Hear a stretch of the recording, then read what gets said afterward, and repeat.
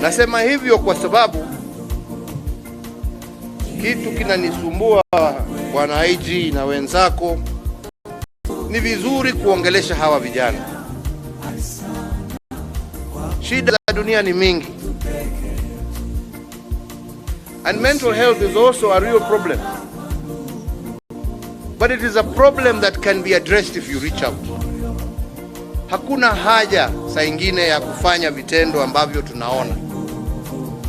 Bunduki yako ni ya kulinda maisha, sio ya kuchukua maisha. Na mimi nataka niwahakikishie vijana,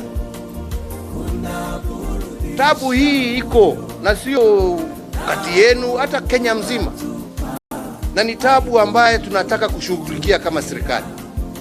Lakini haswa kwenu nyinyi, na waomba na wasii